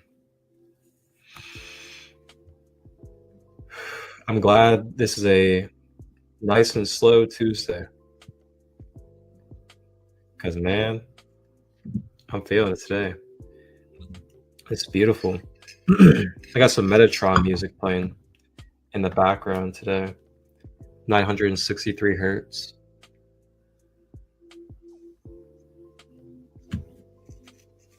It's Starway Healing, the channel. It's one of my favorite channels. They're pretty cool. I'll show you guys. They got all sorts of good stuff. They'll do, that's what they look like. Starway Healing. But they have like, you know, violet flame, all the different flames, the gold flame, the white flame, the blue flame. They'll do like Isis, Archangel Michael.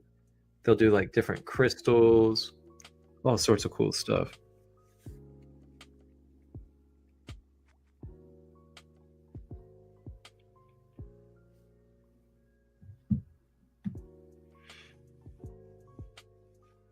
All right.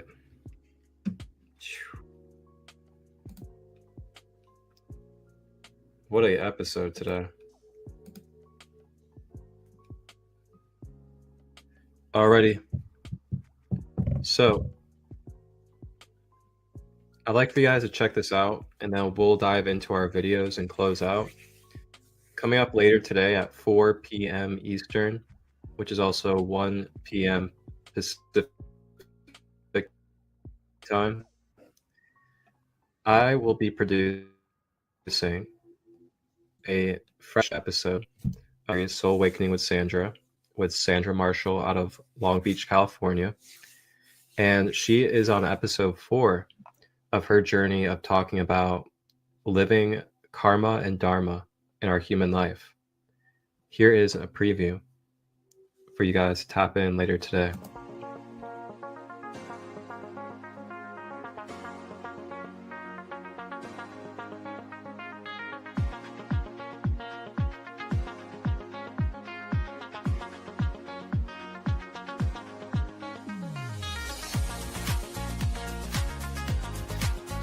Hi, beautiful souls. It's Sandra. I'm inviting you to my episode 4 of my Soul Awakening podcast series, A Journey Living Karma and Dharma. This Tuesday at 1 p.m. Pacific Standard Time on my YouTube channel, we will be demystifying karma and dharma and exploring how they merge with the universal laws of cause and effect in our everyday lives. It's not just philosophy. It's all about how we live it, embody it, and walk with our soul's truth.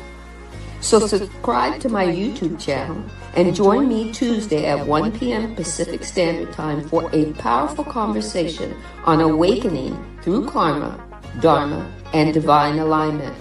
See you there.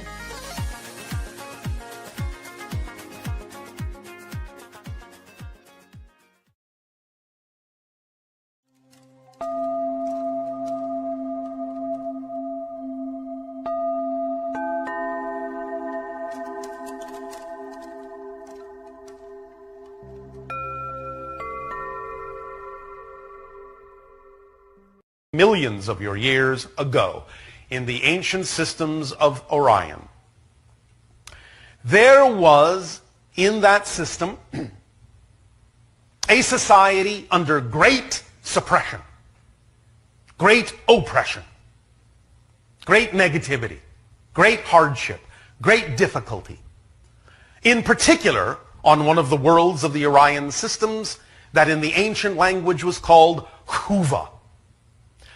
Huva, in that sense, was the central seat of the Orion government, which again was very oppressive. You can see the representation of the idea, the symbol of the vibration, of transformation that over time took place in the Orion systems by looking at the 3-bar banner on the lower left that is represented at the bottom by a black bar, in the middle by a red bar, and at the top by a white bar, showing that the transformation from negative to positive has occurred in the Orion systems, but it occurred through the middle bar of red, through the experiences of life, through the pain and difficulty and suffering of the beings in that time, through the blood of the people. Now, this story of the Orion systems took a long time to work itself through. There were resistances, what you would call underground movements, in the Orion systems, fighting against the suppression, fighting against the oppression, fighting against the negativity. The translation of those resistance fighters in your language would be the Black League. The Black League took their name as the idea of being invisible, being in the dark, being hidden, being surreptitious, so they could fight the fight they believed they had to fight against the oppressive governments of the ancient Orion systems. However, one of the very great lessons they learned in that time was the idea that if you fight fire with fire, you just get more fire. And the idea of using the same violent tactics against the government that the government was using against them did not really work out very well for that resistance movement, and it created an increase in the suppression and an increase in the negativity, and thus they learned that there must be another way. And in learning that there must be another way, they began to approach the idea of the negativity with positive energy, positive vibrations, and over time slowly transform the Orion systems from darkness into light, from negative into positive, through their sacrifice, through their pain, through their blood. But the idea is that many of the ancient Orions also made a connection to the idea of wanting to work this out on many different levels interdimensionally, and so created for themselves incarnational connections to other star systems that had the vibrational energy that would allow them to go through a process of transmuting this negative energy into positive energy. One of those systems was your solar system. Now, this again was millions of years ago. But some of the first incarnations of ancient Orion energy occurred on a planet that is now what you call your asteroid belt. It no longer exists as a planet. And it was known by many names, but we will choose the idea of Maldek to represent it. Many incarnations were played out there. Much of the ancient Orion negativity was played out there, and eventually the vibration of that negativity was too much to handle and created circumstances and situations that ultimately destroyed the planet through collisions with other planetary bodies in the system when it was young.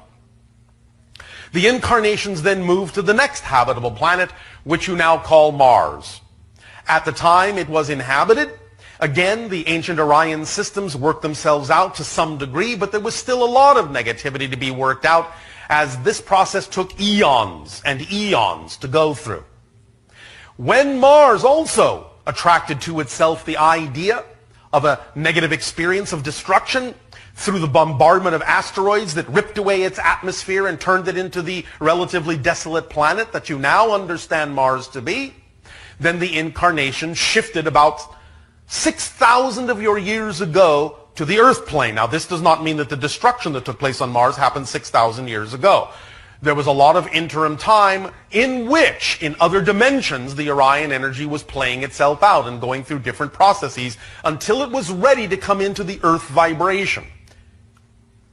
The idea of the introduction of the ancient Orion energies and that process of going from the negative to the positive began to play itself out upon its arrival in the area on your planet you call the Middle East.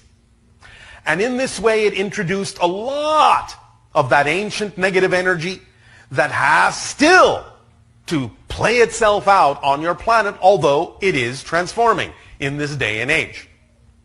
But as you can see by the banner of the Orion ancient systems, of the red and the black and the white, you will see this throughout your history in oppressive societies, especially what you would call the Nazis. In that was their colors as well. So you will recognize that this ancient negative Orion energy is playing itself out in a variety of ways through many of the things that are going on now on your planet with respect to terrorism, with respect to warfare, with respect to all these kinds of energies that are now getting themselves out on the table, out in front of all your faces, so you can finally decide if you are truly done with this process and transmute all this negativity in a positive way into light, without the idea of having to go through the suffering, the strife, the struggle, and the pain, and the shedding of the blood.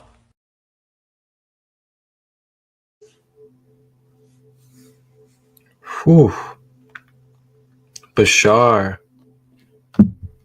Bashar, Bashar. Bashar, Bashar, man. So that was probably one of my favorite videos I've found from Bashar so far.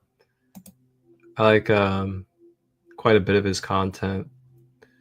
Now, I will say, I mean, he's definitely not perfect. And I don't think any of us really are. But yeah. I love how in-depth that channeling was from him. Like, I really love how I love how he really went into the depths of even like explaining to us that, you know, not every single being in Orion and from Orion is negative. Some of them were trying to revolt. Some of them were trying to reject the negative agendas, the control, the manipulation, and things like that.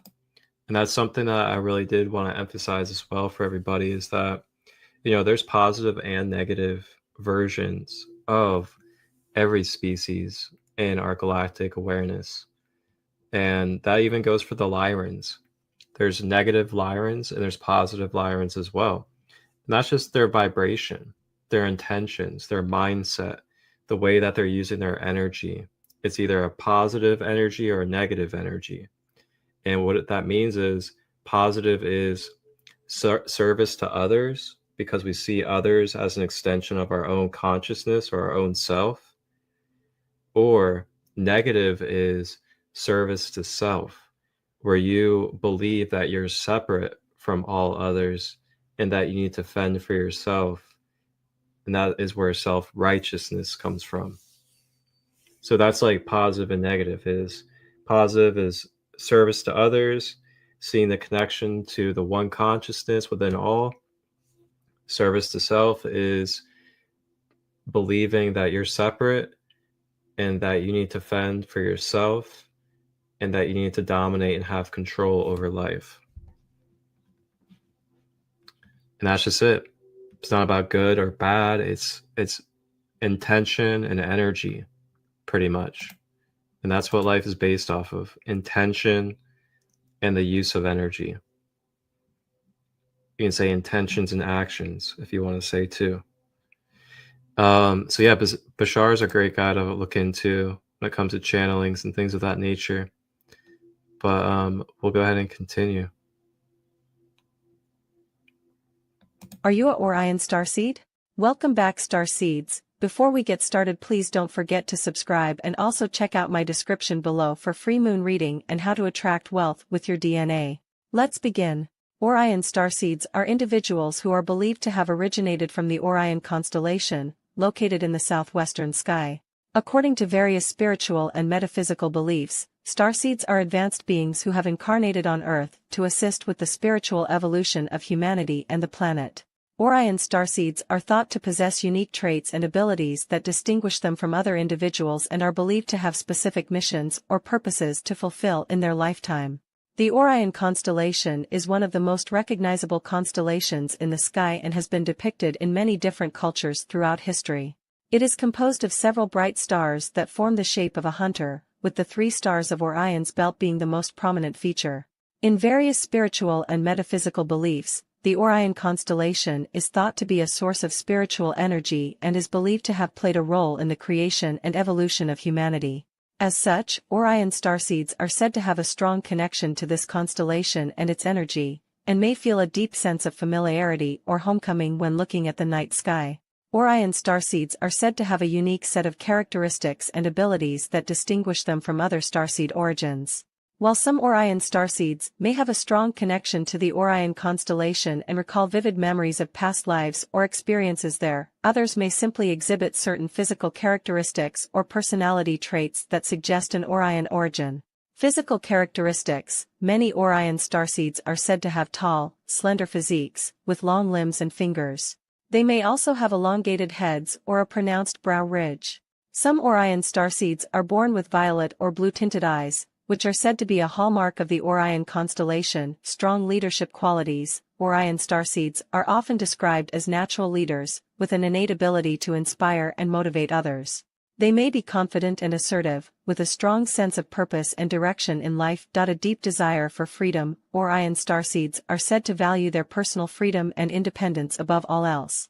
They may have a rebellious streak and be drawn to careers or lifestyles that allow them to live on their own terms. A love of adventure and exploration: many Orion starseeds are said to have a deep fascination with space travel and exploration. They may be drawn to careers in the aerospace industry or space exploration, or may simply have a strong desire to travel and explore the world. Vivid memories of past lives or experiences in the Orion constellation: some Orion starseeds may recall past lives or experiences in the Orion constellation, or may have a strong affinity for the stars and constellations in that region of the sky. They may feel a deep sense of homesickness or longing for a place they cannot identify. It's important to note that not everyone who exhibits these traits or experiences these signs is necessarily an Orion starseed. These are simply indications that can suggest an Orion origin and may warrant further exploration through introspection, meditation, or consulting with an experienced starseed practitioner. Orion starseeds are believed to have a mission to assist in the evolution of humanity and the planet.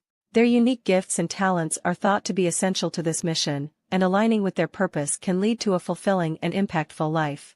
The Orion mission is focused on bringing about positive change on Earth and helping humanity to evolve to a higher level of consciousness.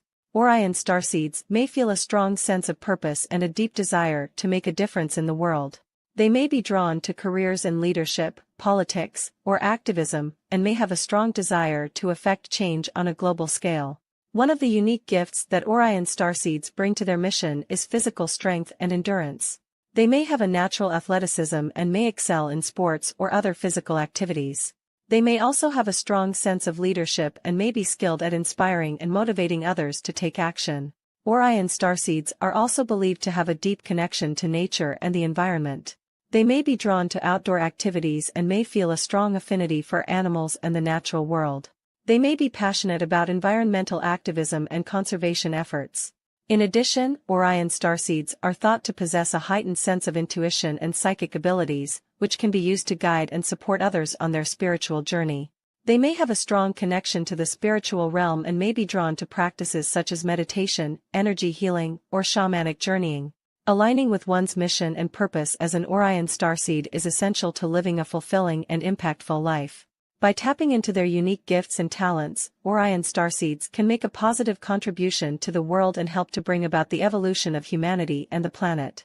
Thank you for watching Starseed TV. Please don't forget to like and subscribe. Thank you with love and gratitude. See you in my next video. That was an incredible video. So yeah, I love sharing other people's content as well, because we're all a community here on this earth. And we all have different ways to translate knowledge and information. So if you guys like any of these clips that I share, just know that they are coming from other channels and other individuals that are putting their time and energy into this. And, feel free to support them as well. Like and share their channels, subscribe. It's all about community here for us. We bridge here at Sacred Light. But yeah, that was some starseed traits to help you identify if maybe you're an Orion being, or if you know some that are in your family or around you. And what Spirit actually just came to me and told me was, here's an example of a Orion positive soul, is RFK Jr. So when you look at the archetype, or you look at the energy, the purpose, and the mission of RFK Jr. specifically, and not talking about anybody in his cabinet or anybody that's president and stuff like that. I'm talking about just RFK himself as a soul in this human incarnation. He is a Orion soul that is here with an Orion mission here on this planet. And if you pay attention and you know the depths of who he is as an individual, you notice that he is very much all about farm. He's always working with animals. He's always working with children. He's trying to clean up the poisoning. He's trying to bring more health. He is actually ultra athletic and ultra healthy and really good shape for his age group. Very much in tune with nature and is more so about organic life and things of that nature. And that is what he embodies naturally. That's what his energy shows and demonstrates through RFK Jr. So those are exact traits that were being described in the Orion. And I was just told by Spirit in this moment to tell you guys that that is a great example of a positive polarity Orion mission being. Pretty cool. So we're going to continue. When we are in an environment without pollution, the night sky looks like this, full of stars shining brightly. As we observe, we can quickly notice a trio of bright stars, aligned almost perfectly, known in many cultures as the Three Kings, or Orion's Belt.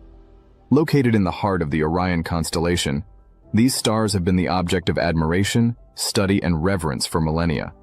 But what makes the Three Kings so special? Let's take a trip there today to meet these fascinating stars of Orion's Belt. They are Alnitak, Alnilam, and Mintaka. Among them, Alnitak is often cited as the closest to Earth, approximately 736 light-years away. So let's go there first. With the speed of a modern manned rocket, we would travel at approximately 28,000 kilometers per h, and it would take us about 28,389,172 years to reach Alnitak. But you are not on just any rocket. You are aboard the spacecraft of Cosmic Quest, so we will get there very quickly. If you were on board when we made that trip to Andromeda, you know what I'm talking about. And here we are, in front of Alnitak. Alnitak is a massive star, classified as a blue supergiant, and is part of a multiple star system. It is known for its intense luminosity and bluish color, an indication of its high surface temperature, which can exceed 30,000 K. This temperature causes Alnitak to shine with a vibrant blue light, much hotter and more energetic than that of the Sun. As part of a star system, Alnitak is accompanied by its companion stars, adding complexity to its observation. We are before one of the most magnificent manifestations of star formation and evolution in the known universe. But let's continue, as we have much more to explore. The next stop is at the center of Orion's Belt, at the star Alnilam. Although both are blue supergiants of Orion's Belt, Alnilam is one of the brightest and most massive stars we know. Our view is even more intense due to its considerably greater luminosity and mass compared to Alnitak. Alnilam shines with an even more intense light and has a deeper blue color, a reflection of its extremely high surface temperature.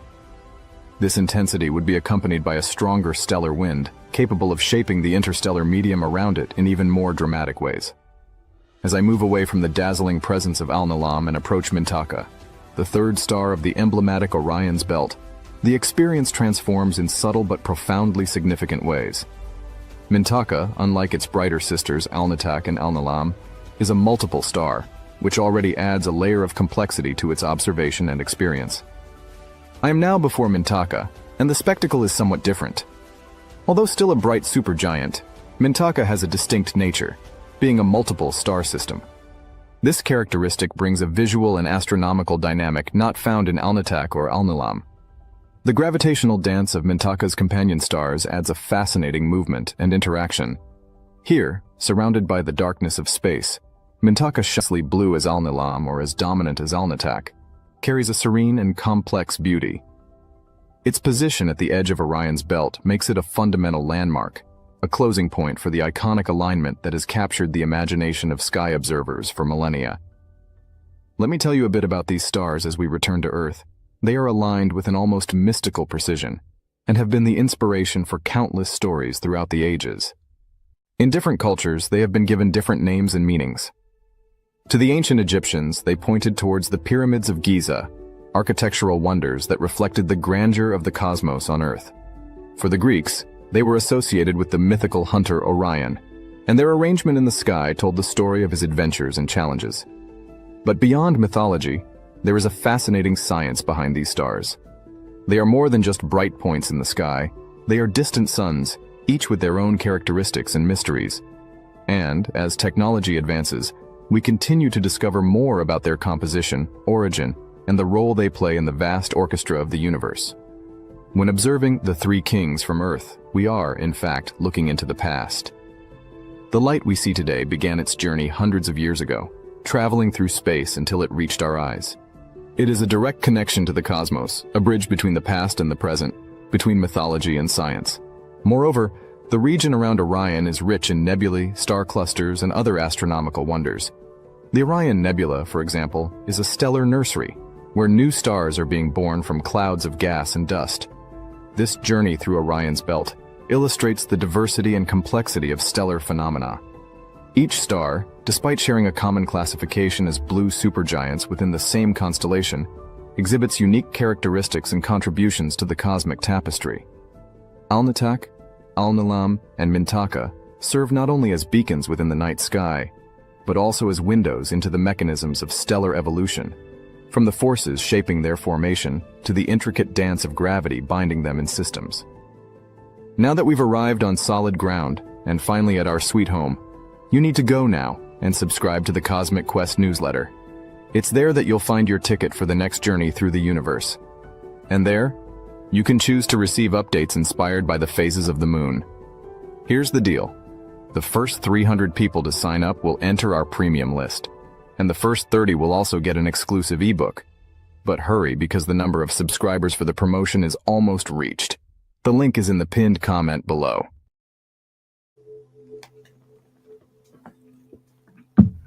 So there's another perspective outside of, the beings and the starseed lineage.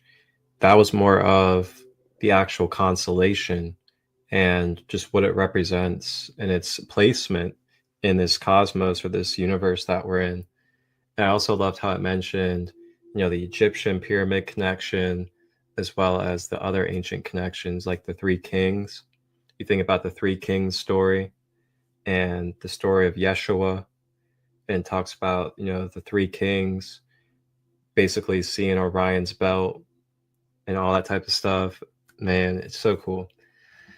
I love how it just all connects, this beautiful, beautiful life that we're in. So we're going to go ahead and watch our last video. You guys enjoy this, and then we'll close out for today. This has been a beautiful space. It really feels so connective and really felt like home today for some reason. I think for a lot of us, we got a lot of answers about the state of the world, what's been going on for so long, and what we're also becoming aware of here on this planet, and the connection to our galactic and universal history. The Orion constellation lies in the northern sky, on the celestial equator. It is one of the brightest and best-known constellations in the night sky. Orion is also known as the Hunter.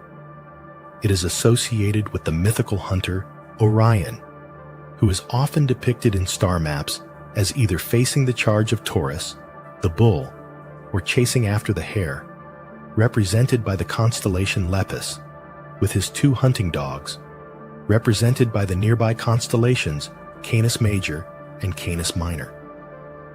Orion is easily located in the sky by the three bright stars in a row that make up Orion's belt, which is one of the most familiar asterisms in the night sky, along with the Big Dipper and the Southern Cross in southern latitudes.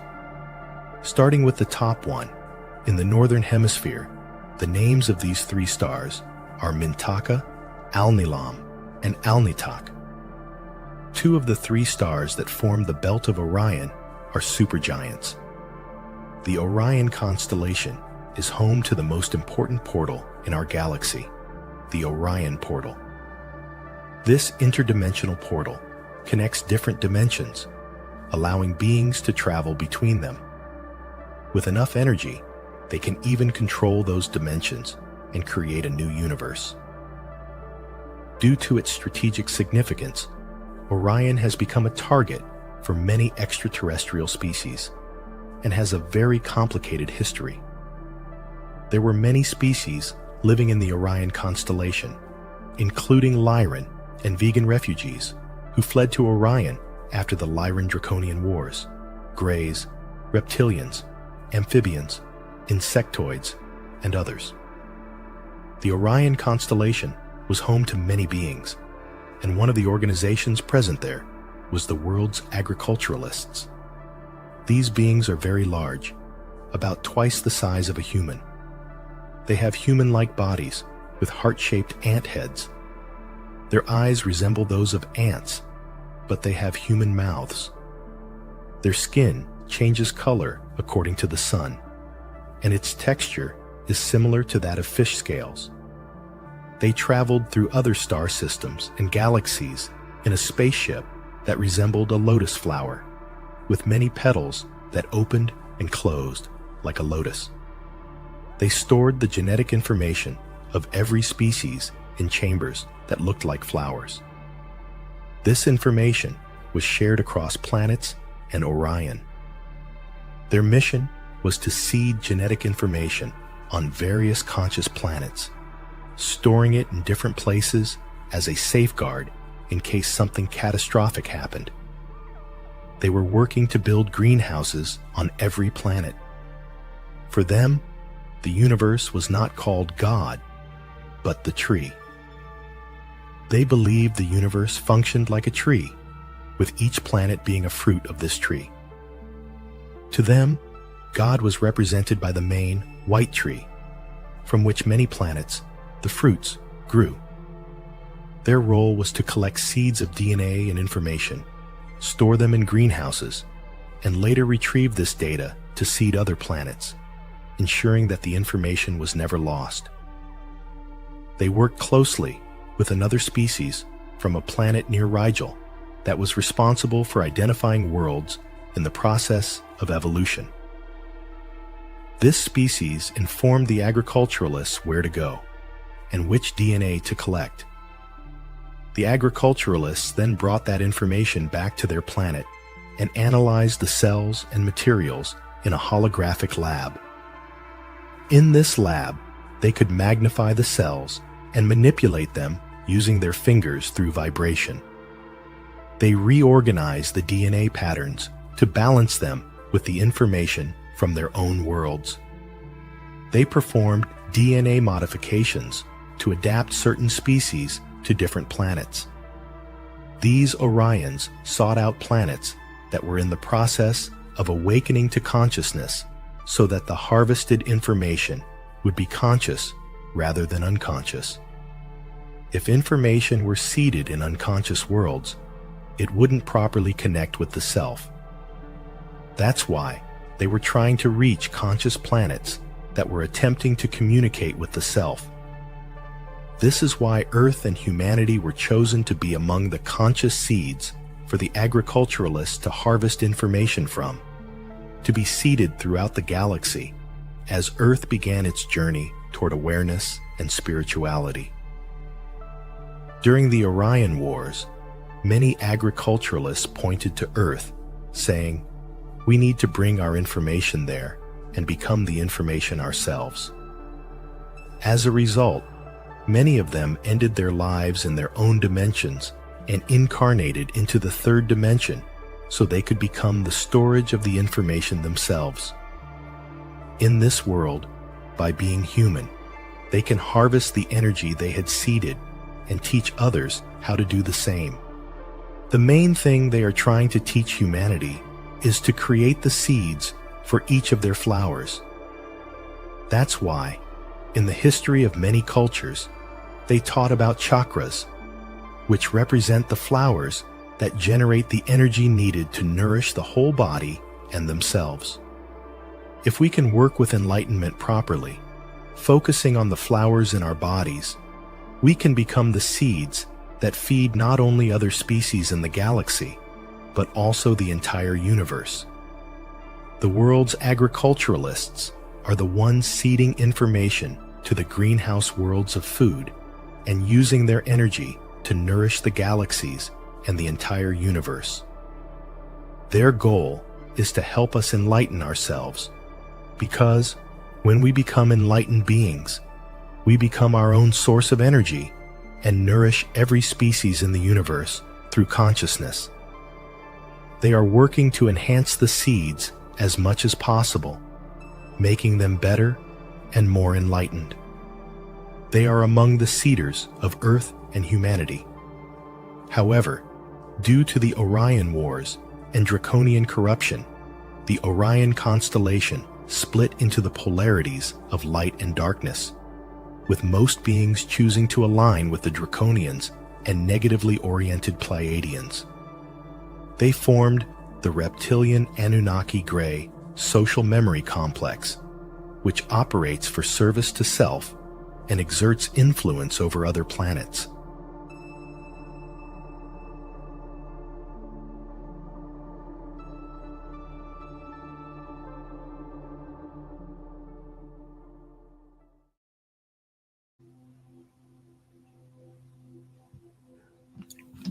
Wow. What a series of videos.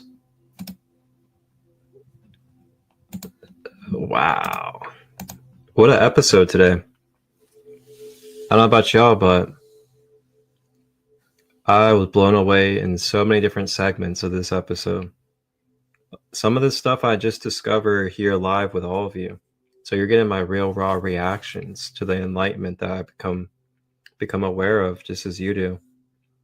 Now, a lot of this, I will say I had the pieces, and then when I read this stuff with you, it kind of fills in the gaps of what I already knew. But wow, this information today, it's definitely something to process and definitely something to ponder on. And if we remember, in the very beginning, we did a card reading 2 hours ago. And that card reading was from the Egyptian Oracle deck. And that card that came out was about, oh gosh, could I recall what it was about? It was about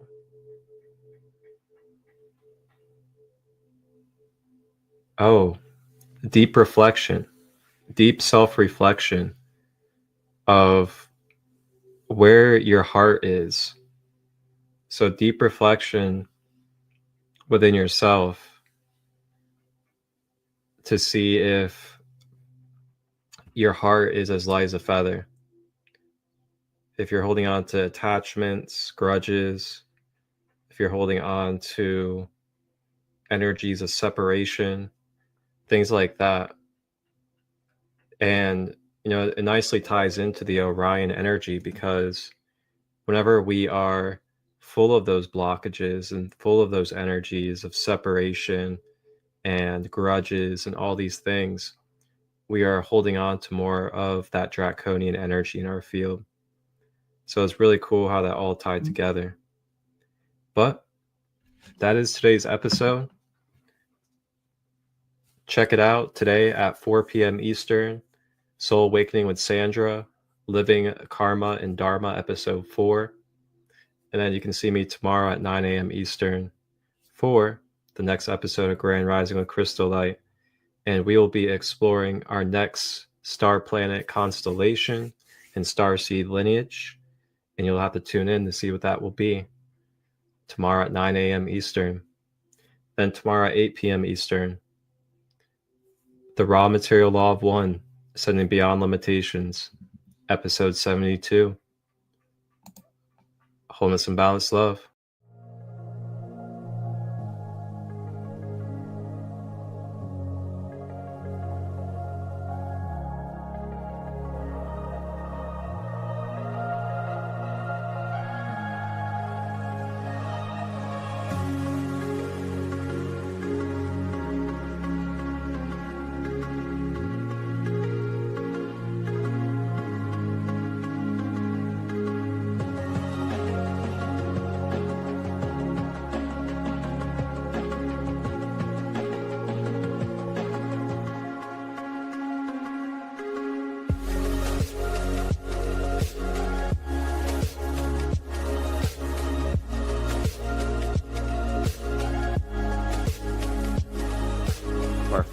flames. This right here is an embodied form of the violet ray spectrum.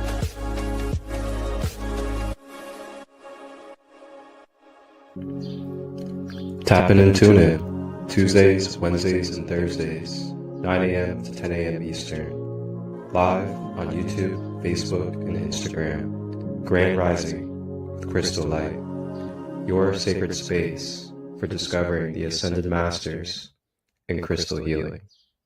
Ashe.